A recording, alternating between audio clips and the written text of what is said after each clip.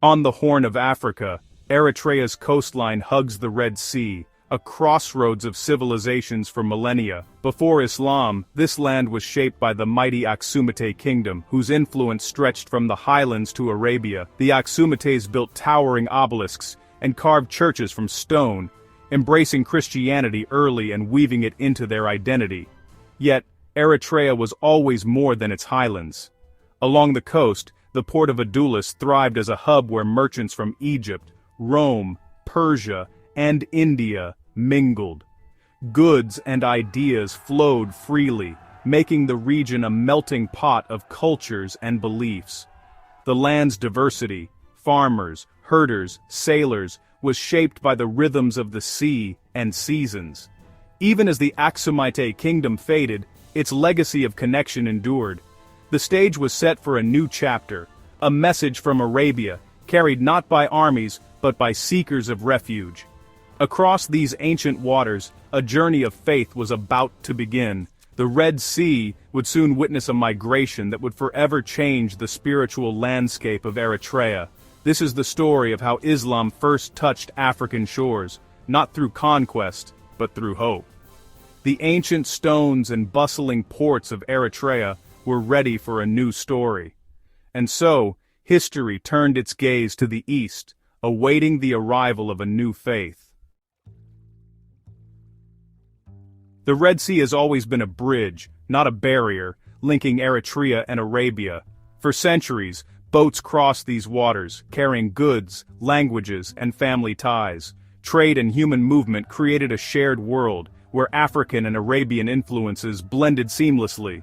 The port of Adulis was the heart of this connection, a marketplace alive with voices, colors, and scents from across continents. Openness to new ideas was part of daily life along the coast. So when Islam emerged in Arabia, the pathways for its message were already well worn. The people of Eritrea were ready to welcome new beliefs, shaped by generations of peaceful exchange. The Red Sea's currents would soon carry more than trade, they would carry a journey of hope. This historic bond set the stage for one of Islam's earliest and most peaceful migrations. The story of Islam in Eritrea begins with a crossing, not a conquest. In 7th century Makkah, the Prophet Muhammad's message of one God faced fierce opposition. His followers, persecuted and desperate, sought refuge across the Red Sea. The Prophet advised them, "Go to Abyssinia, for there is a just king who will not tolerate injustice." A small group, including his daughter Ruqayya, made the perilous journey, leaving everything behind. They arrived near Adulis, in what is now Eritrea, not as conquerors, but as refugees. The Negus, the Christian king, welcomed them and granted protection, refusing to return them to their persecutors. This act of compassion allowed Islam's first seeds to be planted peacefully on African soil. The journey marked the beginning of a new chapter, one of faith, refuge, and coexistence. The first Muslims in Eritrea arrived quietly, seeking safety, not power. They lived peacefully among the Christian population, practicing their faith freely. Their example, honesty, devotion, and respect spoke louder than words. The local people observed, learned, and gradually understood Islam through daily life, not pressure. The Mosque of the Companions in Massawa, Africa's first mosque, stands as a symbol of this peaceful beginning. Islam's roots in Eritrea were laid with humility and acceptance, not force. Some early Muslims returned to Arabia, but others stayed, marrying into local families and weaving their faith into the fabric of society. Over time, Islam became one thread in Eritrea's rich tapestry of cultures. This gentle introduction created a foundation of coexistence that endures to this day. The story of Islam in Eritrea is one of refuge, respect, and gradual acceptance. It is a legacy remembered with pride.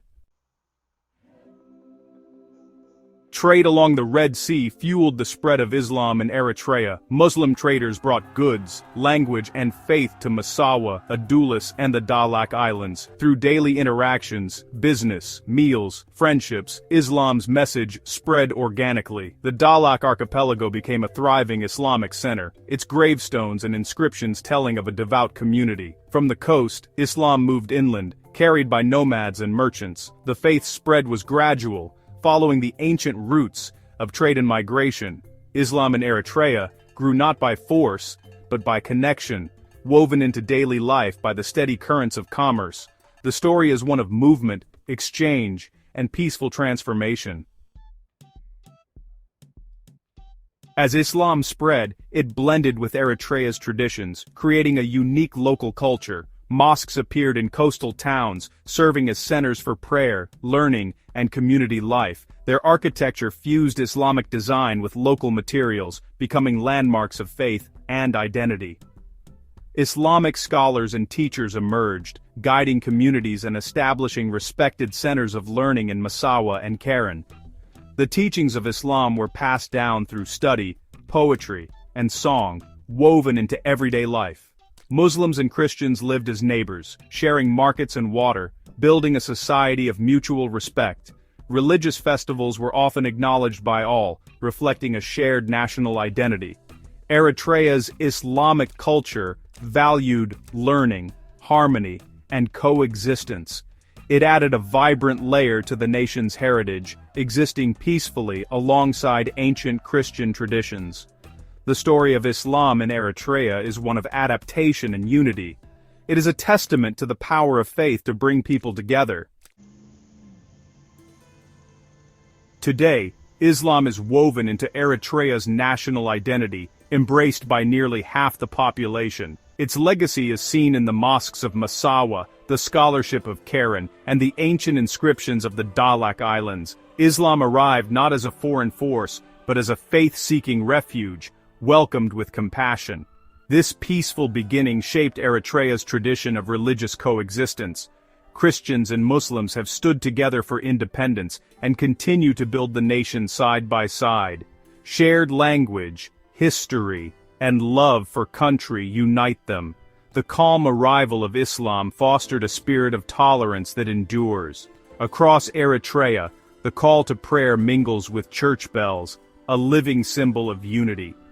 The journey of faith that crossed the Red Sea long ago still echoes in Eritrea's story. It is a legacy of hope, acceptance, and shared humanity. If you enjoyed this journey through Eritrea's Islamic history, please like, subscribe, and share to support more stories like this. Thank you for watching.